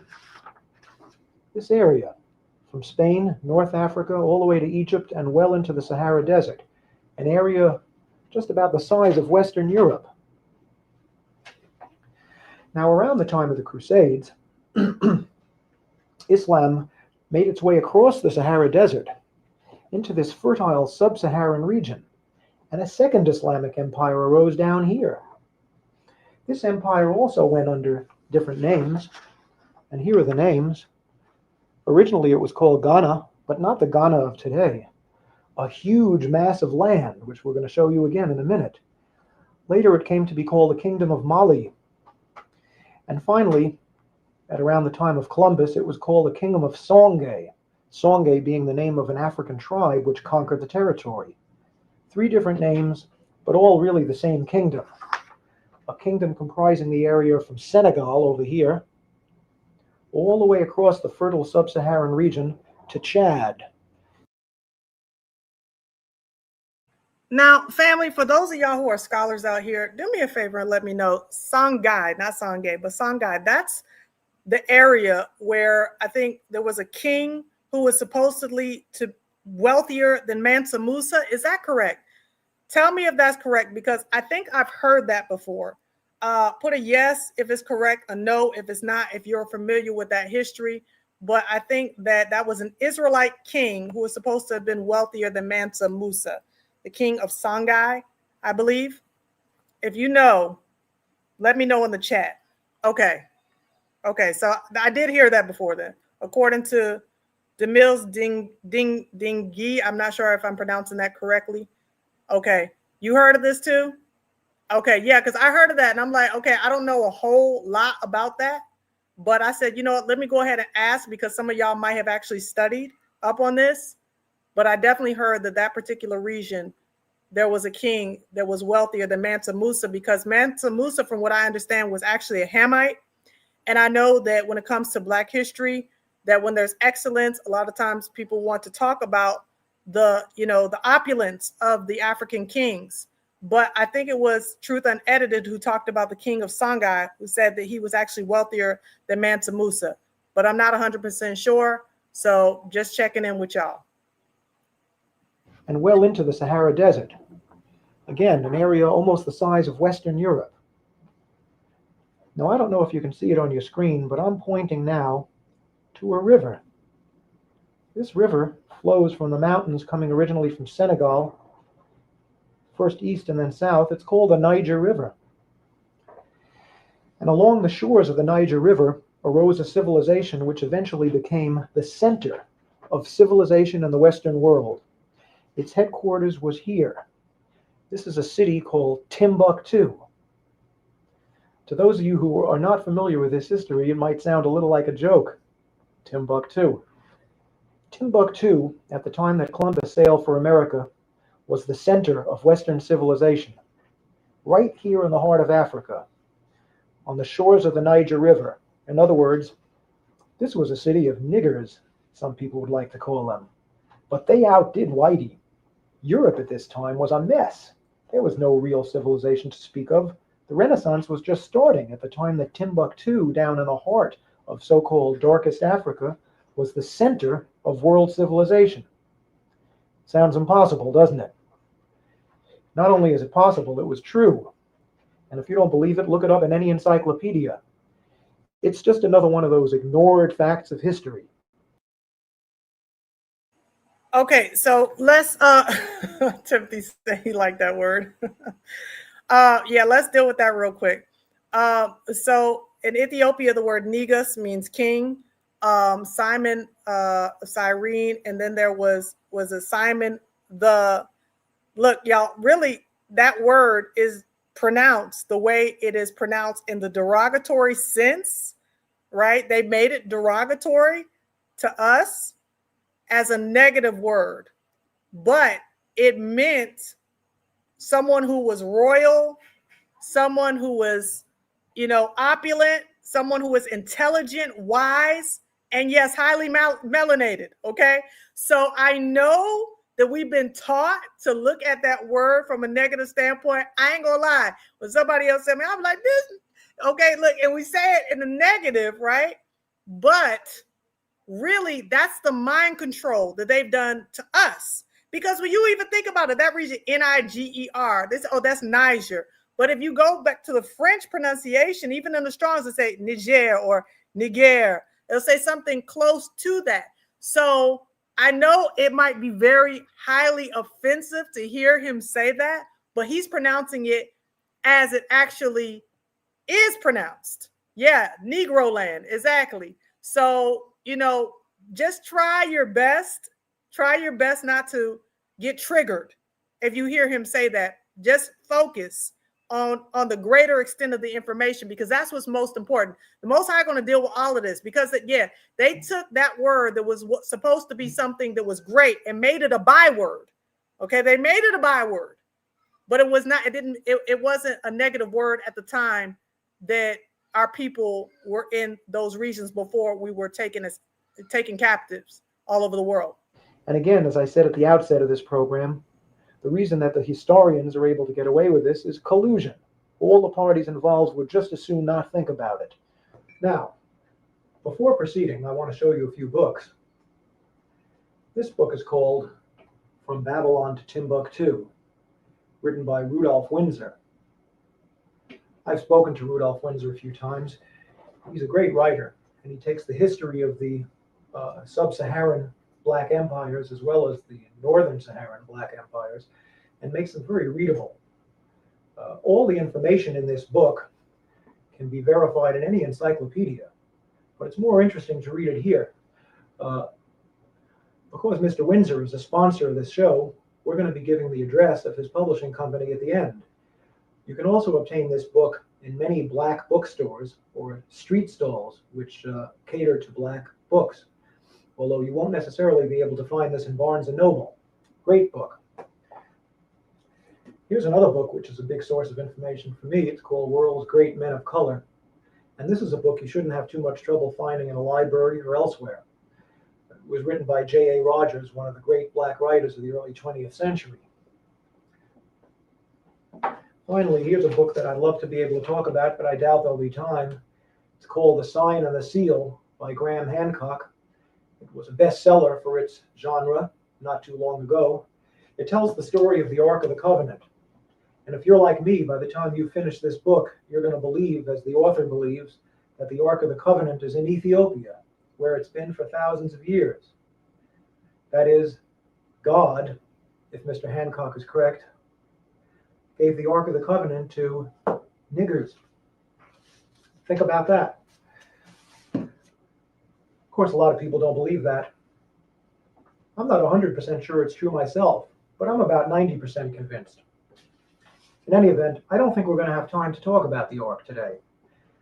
Let's talk about Spain during the Middle Ages. I want to read something to you. I want to read you a little passage about Moorish Spain as Europe's cultural center. Although the white Christians of Spain deeply desired during this entire period to expel the blackamoors from their country, it is nevertheless an undisputed historical fact that medieval Spain was the cultural, educational, and scientific center of Europe. The Moorish kings lived in castles of highly polished marble, with elaborately carved walls and beautiful mosaic floors, while European kings lived in cold, damp castles of unfinished stone, crude by comparison. The streets of Spain's capital city, Cordova, were well paved and completely illuminated by public lights, at a time when the streets of London were dark and covered with mud. The Moors possessed all the knowledge of ancient Greece, which was lost to Europe until the Renaissance. They made important contributions to philosophy, medicine, mathematics, chemistry, astronomy, and botany. Doesn't sound like such a dark age after all, does it? There were academies for the rich, free schools for the poor, and libraries containing books from all over the world. So even with that, we have to look at the way the words are used. They're used against us, right? So when we hear the Dark Ages, they told many of us in school that that was a time where it was like the Crusades and, you know, it was a lot of slaughtering going on with the Christian Crusades and all that stuff. And it was a very dark time, like as in a very sad time, if you will. They're comparing dark to sad time in Europe. When in reality, the Dark Ages was about dark folk who was prospering and ruling in Europe, okay? So that's really what the Dark Ages was about. But again, they twist history. They give revisionist history to make it seem like it's something that it's not. Because as you saw, he talked about the opulence and the wealth that was there among the Moorish peoples, right? But when it comes to the European whites, they was living in the mud and in the cold stone habitations. So yeah, and the plagues too, right? Yeah, like they call it the Black Plague. No, look, if you had to took a bath, there was the bubonic plague. If you had to took a bath, you'd have been all right. But at the end of the day, they use words to switch up to make us seem negative and them seem positive all the time. I just want to point that out because, yeah, it was a dark time, but it was dark and lovely. That's what it was. The Jews of medieval Spain got along famously with the Muslims, and for them, the sojourn in that nation is remembered as being the second most glorious period in their history, exceeded only by the glory of the reigns of David and Solomon in ancient Israel. Medieval Spain was the time and place of Maimonides and many of the other great Old Testament scholars whose works constitute the foundations of modern Jewish thought. Throughout the Middle Ages, the white Christians of Spain endeavored to thrust out the Moors. It took them until 1492 to do that. When Isabella and Ferdinand finally defeated the last Moorish king in Granada, in the same year that they financed Columbus's trip to America, they immediately expelled all Jews who refused to accept Christianity. This is not at all surprising. Since the Jews had actively supported the Moorish conquests, the Christians were not about to take any chances on losing what had taken them 800 years to regain. The day the last Moors and Jews were expelled from Spain was counted as a great day in Spanish history. But was it? It's true that Spain, largely through the strength of its navy, had achieved the status of a world power. But in less than a century, the Spanish Armada was defeated by England, and the nation went into a great decline. Now we're going to ask a very important question. During the Middle Ages, were Spain's Muslim rulers really black? It's almost inevitable that white people who have never been taught black history will ask this question. Were they really black? After all, Moors are kind of Arabic. They're not really Negro, are they? And the answer to the question is that there was more than one race involved. Again, as I told you before in the beginning, there was the Umayyad dynasty, and they were mainly Arabic, although there were some blacks there. But by about the time of the Crusades, the Umayyad dynasty became soft and complacent, and the forces of Christianity were rising up in Spain and threatening to overthrow Islam. A second dynasty of kings arose called the Almoravids. They came out of Senegal, which is right in the middle of Africa. That's about as black. They conquered Spain, and they were the rulers from then until the end. Centuries. There's no question that Spain was ruled by blacks, at least during the latter part of the Middle Ages. The third dynasty, the Almohads, was also a mixed dynasty. The greatest of the Almohad kings was a fellow who they called Al-Mansur, which means the Invincible. His actual name was Yaqub ibn Yusuf, which means Jacob, son of Joseph, almost like a Jewish name. Al-Mansur arose at a time when the Christian forces were really rearing up and threatening to expel Islam. The Christians put together a huge army of 300,000 men at a place called Alarcos. Al-Mansur called together all the forces of Islam from all across North Africa, all the way to Egypt, and put together an army which beat the Christians at Al-Alarcos in one of the greatest battles in history. Now, Al-Mansur was the son of a man who was described as being of mixed race, but his mother was a full-blooded Negro slave from Senegal or Timbuktu. That makes Al-Mansur at least 75% Negro, and that's about as colored as any black man walking the streets of America today.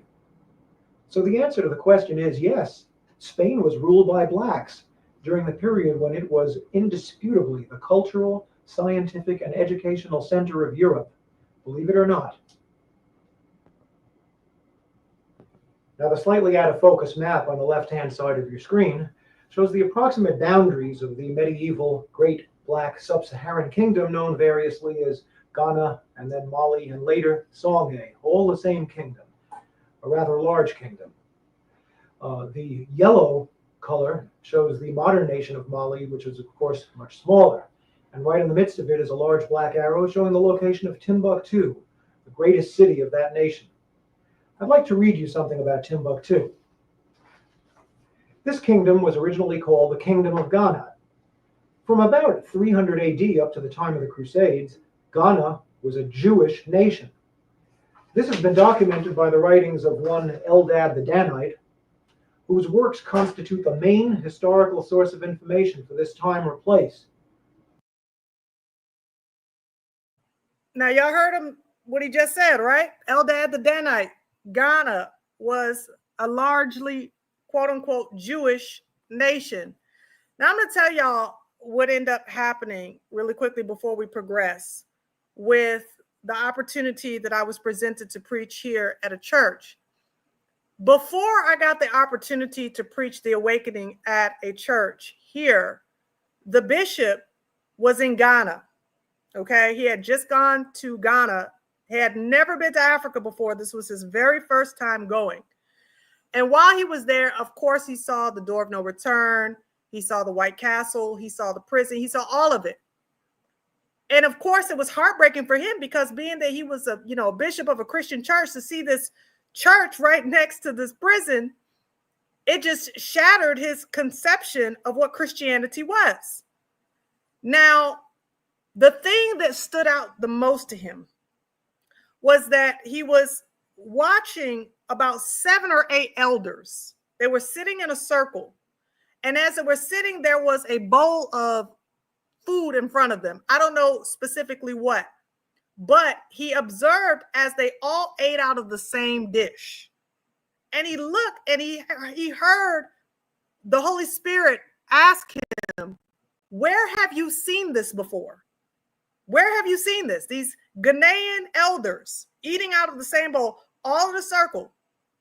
And right away, his mind went to the Last Supper, when the Messiah was sitting with the disciples and they were all eating and dipping their bread in the same bowl.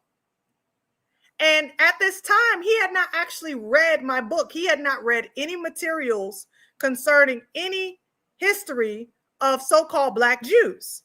I met him a week after he got back from Ghana. That's when him and I got an opportunity to sit down and he read my book. And now he's awake. Now he is in the awakening.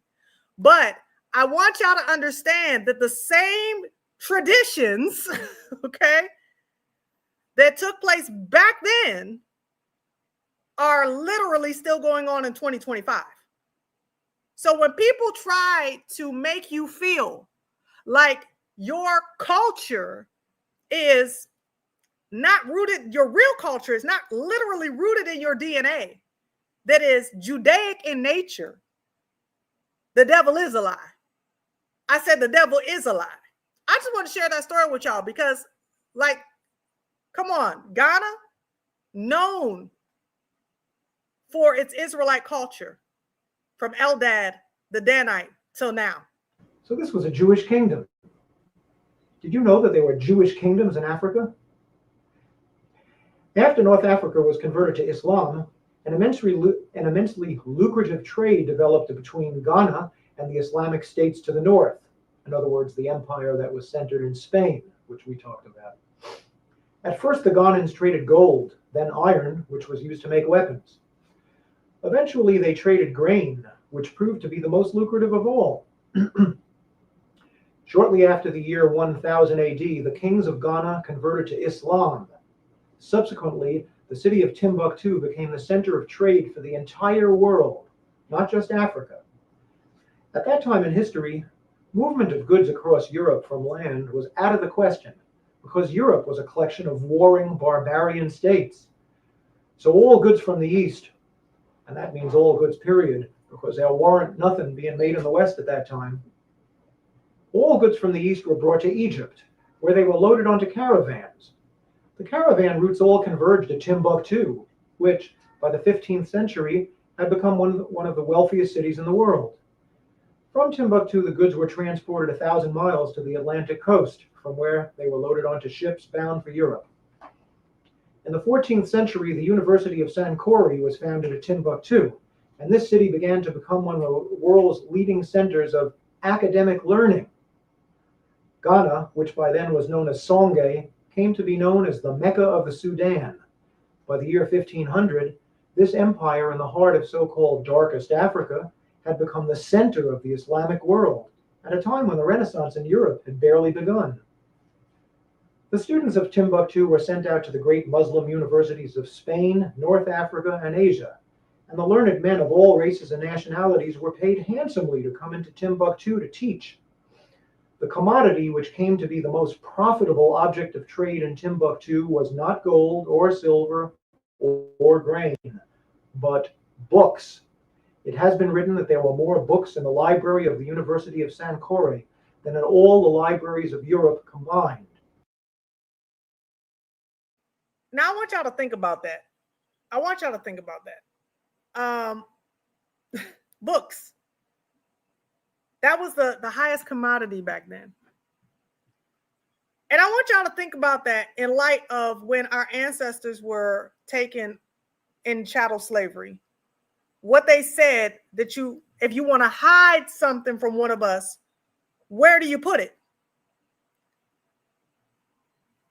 You see, I believe that the jealousy, because they were a barbaric and warring people, as he said in Europe, the jealousy of the intellect, okay, Brian?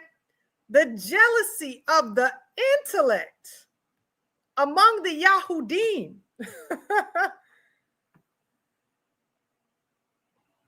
that's why they were inspired to hide all of the history from us about ourselves. in a book. Put it in a book.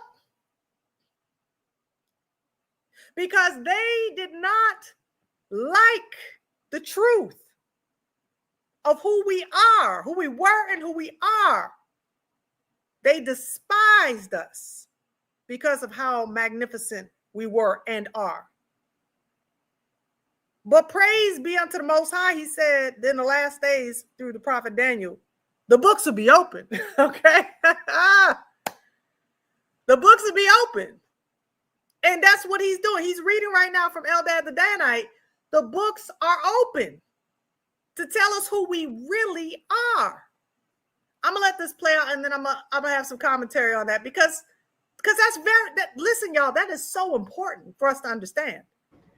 It is also said that the entire body of male free citizens was literate.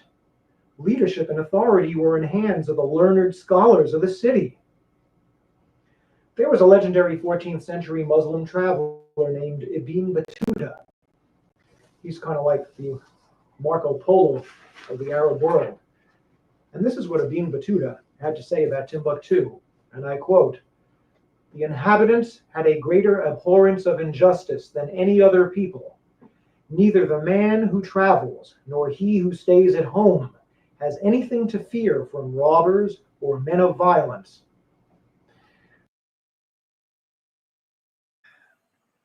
There it is. That's another thing right there. You see, because they constantly try to paint us as though we are violent. And yet, culturally, we hated injustice. We hated violence. We protected ourselves. Jump up to get beat down. You're feeling froggy, then leap. Catch these hands. Only if you deserve them. But injustice was something that we hated. What do we literally say when something happens to one of our brothers and sisters in the streets? No justice, no peace. We literally say that today. The Most High said, this was a part of the Israelite culture. The Most High said, do justice, love mercy, walk humbly with your Yah. That is what the mandate of the Israelite was then and is today. So what they've had to do was try to pervert the truth about who we naturally are, confuse us, and make us think the opposite about ourselves. Like when they say, oh, 13% of the population commit 50% of the crimes. That's a lie. 13% of the population might be arrested for 50% of the crimes, but they're also exonerated at a much higher rate, some close to 50% for those crimes. I'm not saying we don't do no crimes.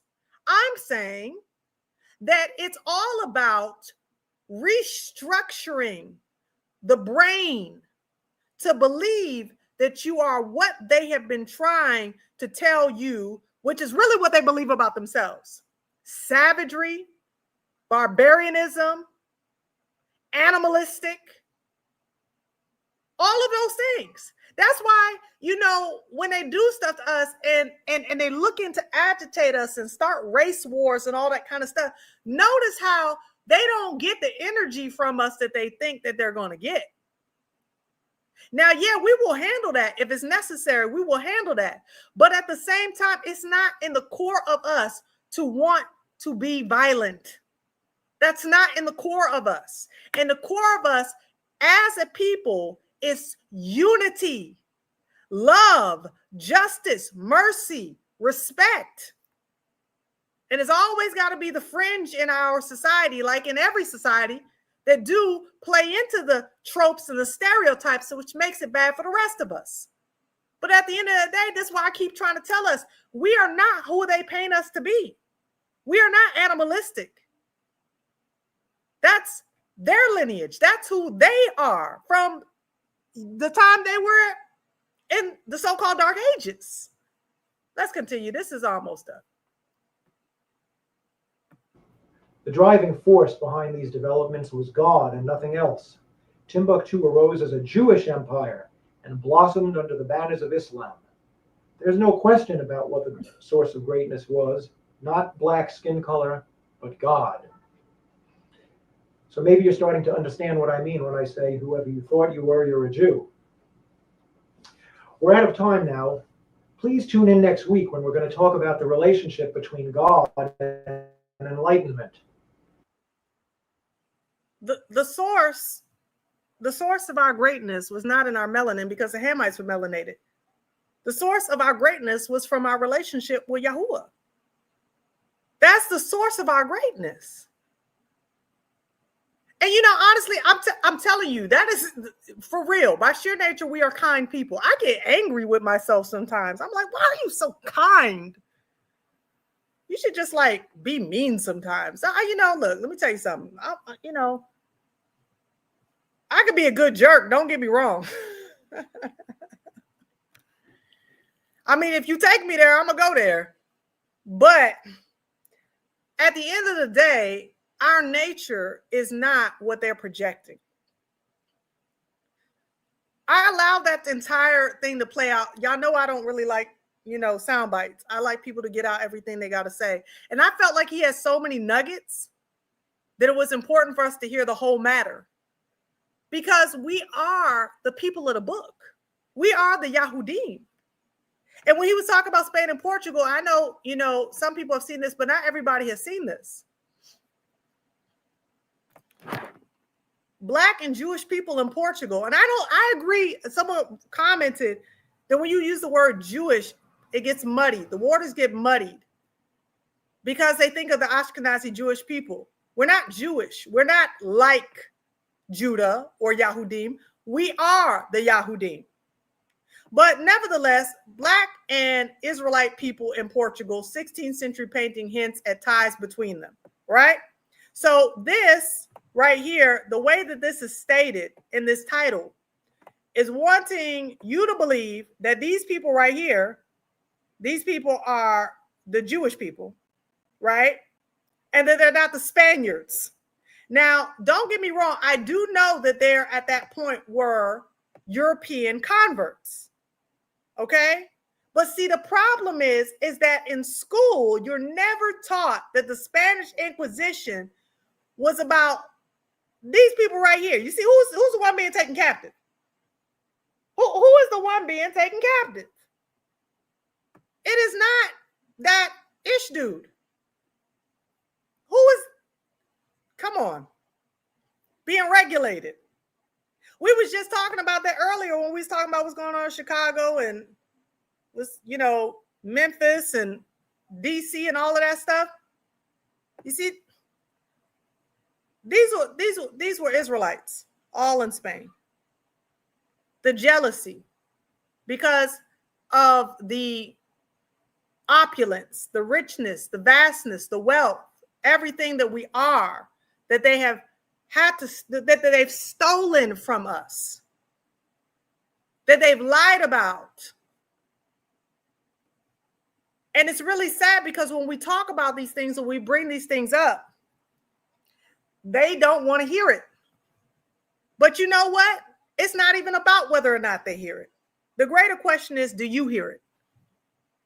So-called Black man, Black woman, do you hear it? Do you understand that you are the royal house of Judah? That you are the Most High's prize and possession, and your greatness is by and through him. You see, the most important thing is that we understand who we are, whether or not anybody else does. It's not our job to convince anybody of anything anymore. It isn't. How we are a light unto the Gentiles, as the scripture said, is already outlined in the scriptures. Yahusha said that the way we love one another will prove to the whole world that he is who he says he is. But that's what they want us to not do. They want us to be in an intellectual stupor. They want us to be fighting and warring against each other, as Willie Lynch prescribed. Light against dark, old against young, men against women, women against men, all of those things. They want us to continue to perpetuate, because as long as we perpetuate their stereotypical ideologies about us, then we can't actually be who we're called to be. But when we unify and we receive the truth about who we are, then the next generation shifts, because the next generation isn't looking at itself as though it's an animal. They love to present us the way that we're not as a collective, but it's up to us to wake our brothers and sisters up. Really, it's us. Yes, some of us have platforms. Some of us have access through our platforms to reach hundreds, thousands, hundreds of thousands, depending on how big our platforms are. But that is not the only way in which we reach our brothers and sisters. You see, I'm going to tell y'all, wherever I go, I'm talking about who we are. I don't care. I don't care which room I show up in. I don't care whether you're homeless on the street or whether you are a high-level politician. I don't care. It doesn't matter to me. And the reason why it doesn't matter to me is because I am fully aware that if Yah be for me, who can be against me? Do you understand what I'm saying? You see, you have to approach the awakening with a fearlessness, because the Most High said that the wicked flees when no one pursues, but the righteous are as bold as a lion. And so when I speak to people, regardless of what station of life they're in, and I promise you I do, I'm not making this up for YouTube. I think sometimes I'm going to get in trouble because I just don't care. Regardless of what station of life someone's in, and I speak truth to power, what happens is their eyes open up wide, because they never heard anything like this before. They've been trained all their life to believe that we're inconsequential. But when I tell them of their real history, this just happened last week, y'all. I ain't even gonna lie, y'all. I'm telling y'all, keeping it a buck. I was at my grandmother's funeral's repast, okay? Was talking to a cousin of mine, and I told him I was going to let him read a copy of my book. He's helping me with some things. He was talking to a friend of a family, a friend of the family. And when I pulled my book out and he saw it, they saw the cover of Harriet Tubman on it. And he was like, well, what's this? And so, of course, I began to share. And I opened up my book and I showed him the Negro land map, and I started talking about 70 AD, and I started going to it. And he was like, whoa, whoa, whoa, whoa. He was like, oh my goodness, wow, this is a lot. And just hearing it come from my mouth, he was blown away. He wanted to get my contact information because he wanted to buy a couple of copies. It was another gentleman on the side. I didn't know who these people were, I only knew my one cousin. But I know who these other people were. He said, hold on a second, young lady. Can you hold on. Here's my phone. Can you give me your number? Because you're talking good. We need to talk. I couldn't leave the repast before another brother came up and said, do you have an extra copy of your book? Because I want to buy it. I didn't have any other copies, so I had to direct them to the bookstore. But what I'm saying to y'all is that the awakening is wanted. It is desired among our people to have these conversations and to know the truth about themselves. And so don't shy away from talking to your neighbor. Don't shy away from talking to a stranger. Don't shy away. I don't care if you're at the grocery store. Let the Ruach lead you. Tell them the truth. How is this sleeping giant, this lion going to wake up? How are these bones going to rattle if you're not prophesying to them? That's what we got to think about.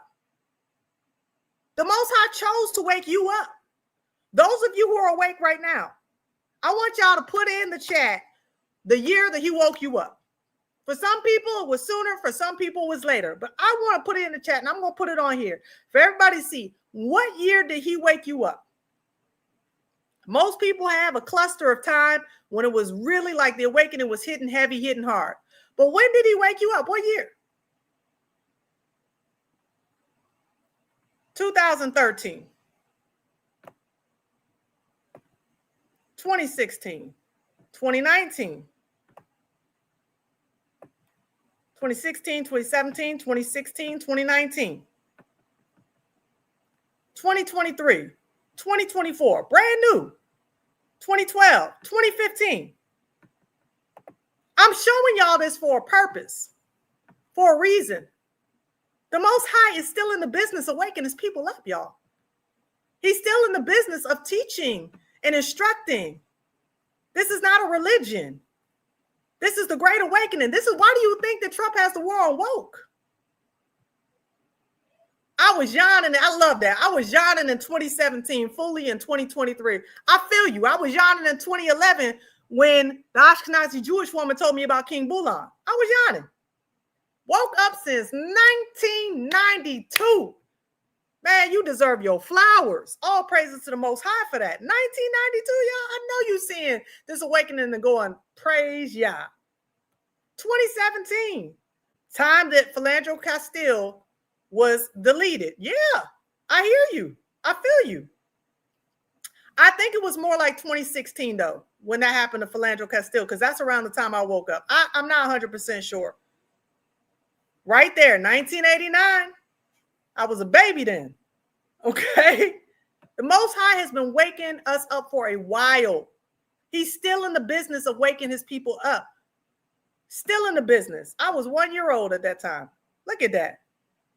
Look at that. This is beautiful.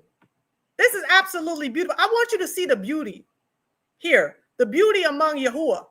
That he is waking his people up. He's been waking us up for a while. Now we're in 2025 and he is pushing it further and further and further. Why? Because it is almost time, y'all. It's almost time. It took me from 1992 to 2021 to wake up fully. That's all right. All praises to the Most High. All praises to the Most High. Because it's a journey. It's not, oh, I woke up overnight. You understand what I'm saying? But he's using us to plant seeds. He says some plant, some water. Yahuwah gives the increase. And right now, we're at the precipice of time where we need to be the voices. Wherever we are, whatever sphere, whatever influence that we have. Let me tell y'all something. The awakening is not just for Israelites who are at a certain economic status, meaning that they don't have a lot of money. I'm telling you, people are waking up our people are waking up that are millionaires. Our people are waking up that are in fraternities and sororities. Our people are waking up that were in Freemasonry. Our people are waking up that were in everything they shouldn't be in, but they're waking up to the truth now. Our people are waking up are doctors, lawyers, scientists, businessmen, politicians. I'm not lying to you all. I'm telling you that we don't decide who Yahuwah chooses to wake up. But he wants us all to wake up. Nobody's going to be with excuse. He's waking up black, he's waking up white, he's waking up Asian, he's waking up Arab. Why? Because when he returns, nobody's going to be with excuse. That's why when these white folk come on that are racist, because I know all white folk ain't racist, but the racist ones that come on, let me tell y'all something. I just point them straight up to Romans 11. I tell them off the bat with full confidence, you will be cut off because you're mocking the natural branch. You're scoffing at the natural branch. You think you're going to usurp the natural branch? You will be cut off. I tell them straight up. I ain't got time to play with them.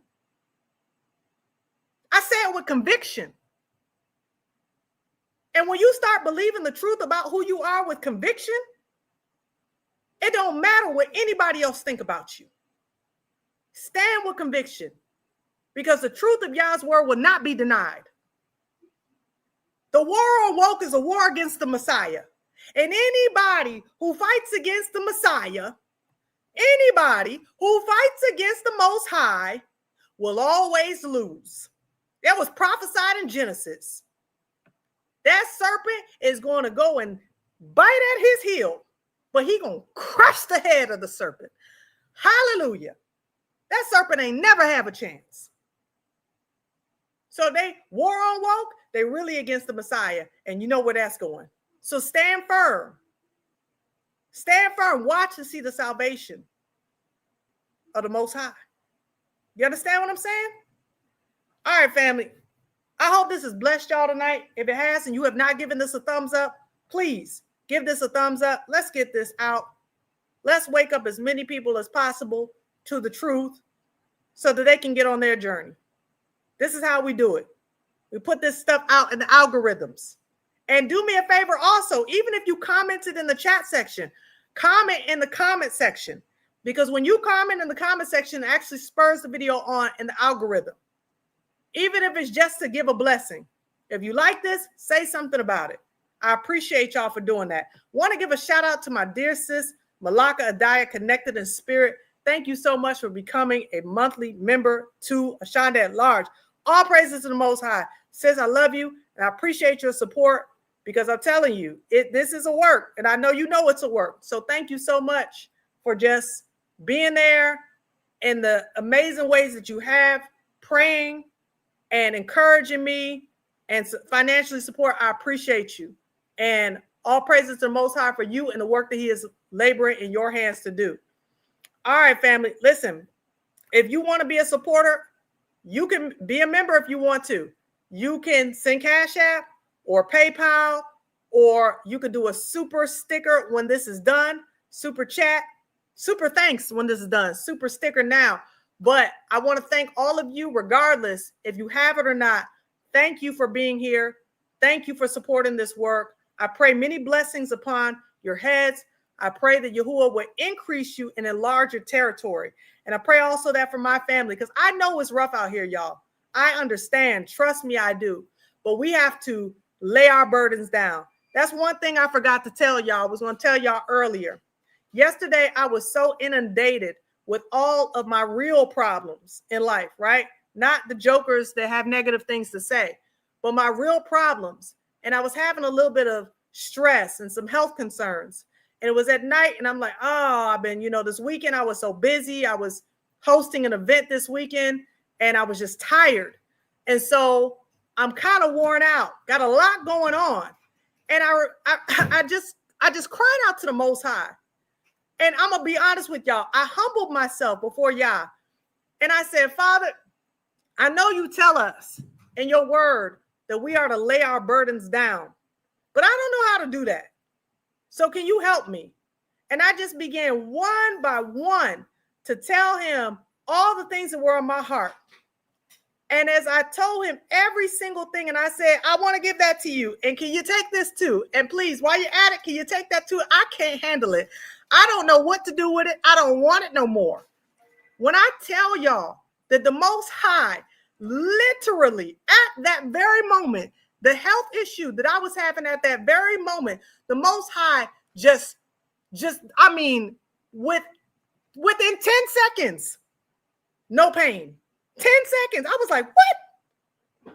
I was like, oh, praise. Yeah, I just received a miracle. I laid my burdens down, and I'm not picking them back up. Lay your burdens down, okay? Lay them down because the Most High cares for you. We cannot survive with everything that is coming at us, carrying it all on our own chest. We can't. Lay your burdens down, and he will supply everything that we need at the time we need it. This is a time where he says, will I find faith in the earth? So please trust me when I tell you, I'm not going to tell you this and not mean it. Lay your burdens down. I pray that this has been a blessing to you. Thank you, Jay Sloan. I appreciate you for your Cash App. Thank you so much. I pray this has blessed y'all today, and I'll be back tomorrow and the next couple of days, and however long Yahuwah allows me to continue to drop that content every day. Thank y'all so much for your love and your support. Family, as always, love yourselves without hating your enemies. And until next time, y'all bless. And salam.